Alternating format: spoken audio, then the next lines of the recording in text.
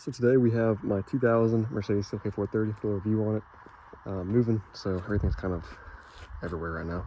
I'm also going to review on this 221 S-Class, and one of these days I'm going to review on that 240D before I sell it this Sunday.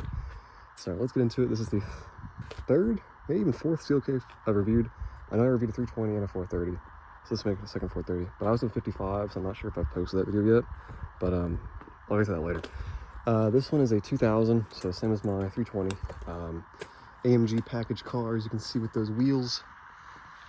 This one came from California. It is a nice blue, I don't know what the actual color code is, but it's a nice blue color.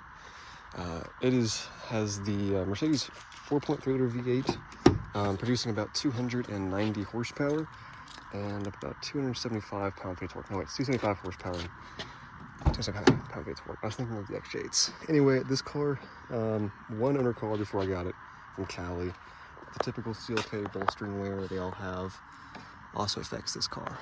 But it has a nice black interior with a nice darker wood and trim.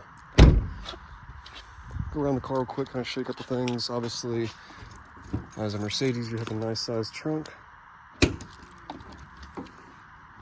little dirty right now, and this is one of my dailies, so a little dirty. Also, you have spots for you to drop the receipts and a CD player over there. Also, has a little handle right here for you to get the car near closed. This car also has the Bose sound system and the sunshade for options, as well as heated seats. Continental tires all the way around. I've not put them on there, obviously. I don't keep cars long to put tires on them. But yeah, let's get into this car. Let's take it for a short drive. Unfortunately, it has no AC, so the windows will be down. Let's pop the hood.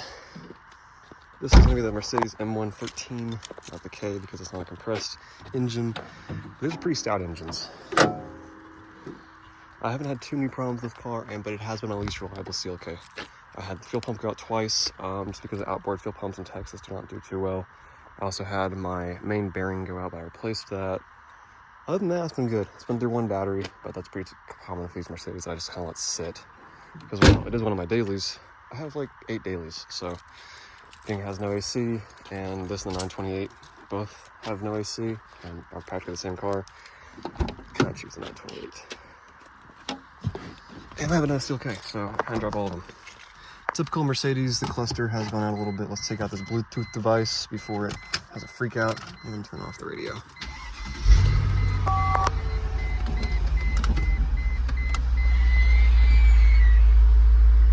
I should have filmed this car when I first got it, but whatever, because since then the arm has broken off.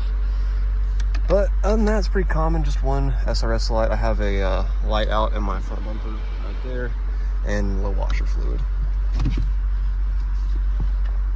But it's pretty nice. You have 4 seats, and the back seats actually are not that small. I think they actually work pretty well.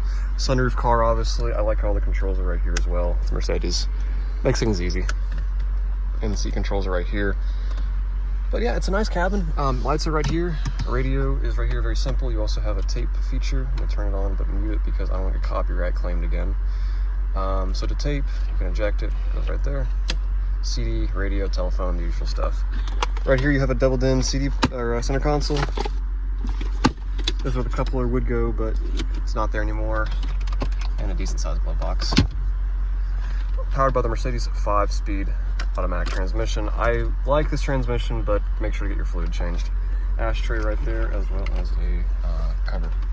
Also some more storage right here, and the typical stuff. Mercedes park and brake, obviously, right there.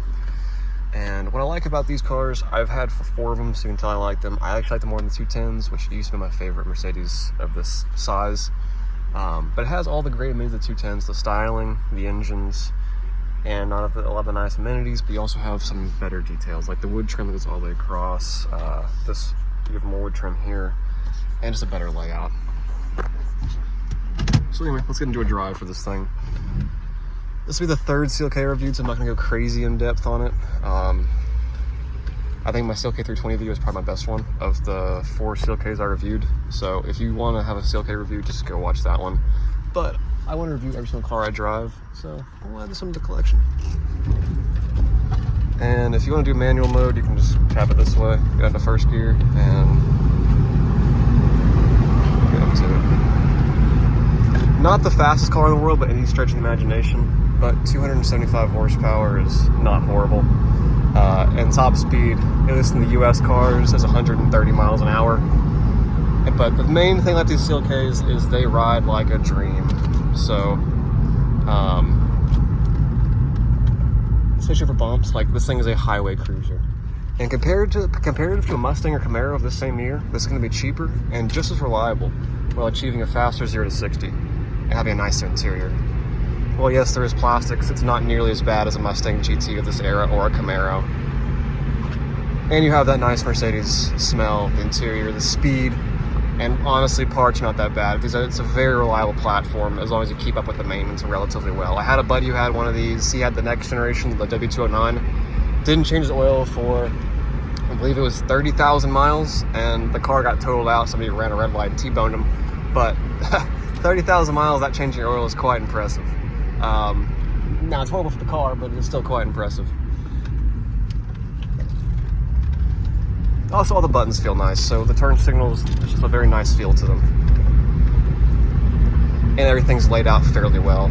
The main problems with these CLKs are going to be these right here, and just the fit and finish of like the door handles and stuff like that. Other than that, they don't have too many problems.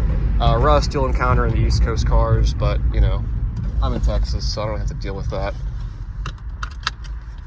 And I've noticed too, this is my only one that does have a bad air compressor, so that's something to say.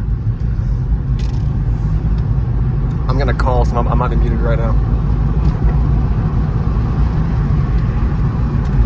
But other than that, they've been solid cars. There's a reason I've been dailing these Mercedes CLKs for over 2 years now. I drive S classes quite a bit too, but the CLK will always have a nice spot in my heart, especially a nice one like this. It was broken for a couple months in the summer due to that bad fuel pump, but you know, other than that, it's been pretty solid. And I don't need it in summer anyway because it has no AC. I don't have to drive on my S classes. But anyway, I hope y'all enjoyed watching this video. I'll be uploading a lot more Mercedes videos soon. I keep neglecting my YouTube channel, which I feel bad about because that was my original. But anyway, hope y'all enjoyed watching this, and I'll catch y'all later on the next car review, or, you know, short.